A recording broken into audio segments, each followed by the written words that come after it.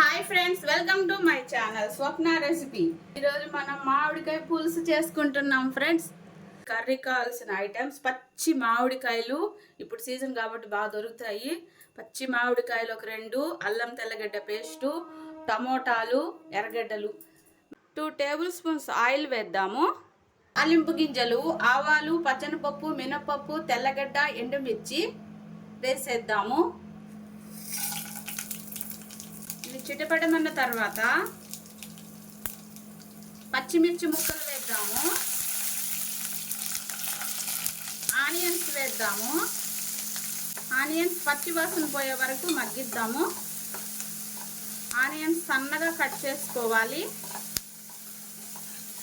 1 spoon అల్లం వెల్లుల్లి paste వేద్దాము. అల్లం వెల్లుల్లి పేస్ట్ పచ్చి వాసన పోయే వరకు వేయిద్దాము. టమోటా ముక్కలు వేద్దాము. ఎర్రగడ్డ, టమోటా పచ్చివాసన పోయే వరకు కాసేపు మగ్గిద్దాము. ఉప్పు, పసుపు, కారం వేద్దాము. కాసేపు వేగిద్దాము. మామిడికాయ టమోటా పులుసు చాలా బాగుంటుంది. కాసేపు మగ్గిద్దాము. చాలా ఫేమస్ రెసిపీ, చాలా రుచిగా ఉంటుంది ఫ్రెండ్స్. ఈ ఎర్రగడ్డ టమోటా మగ్గింది. ఇప్పుడైతే ఈ మామిడికాయ ముక్కలు వేసేద్దాము. మామిడికాయలు పెద్ద సైజు కట్ చేసుకోవాలి. మామిడికాయ ముక్కలు వేసేద్దాము. ఒకసారి కలుపుదాము.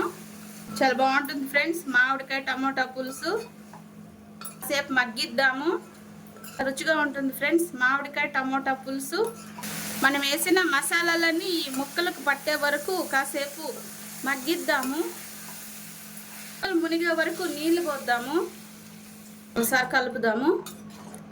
మూత పెట్టి మగ్గిద్దాము ఫ్రెండ్స్. మనం మామిడికాయ టమోటా కర్రీ అయితే తెల్లుతుంది. ఈ టైంలో మనం 1 స్పూన్ ధనియాల పొడి వేద్దాము. ఒకసారి అలా కలుపుదాము.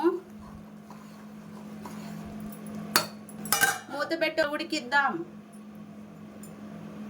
ఎలా ఉందో చూద్దాము. రెడీ అయ్యింది. కొత్తిమీర జల్లేద్దాము. ఫ్రెండ్స్ మామిడికాయ పులుసు వీడియో నచ్చితే లైక్ చేయండి, సబ్స్క్రైబ్ చేయండి.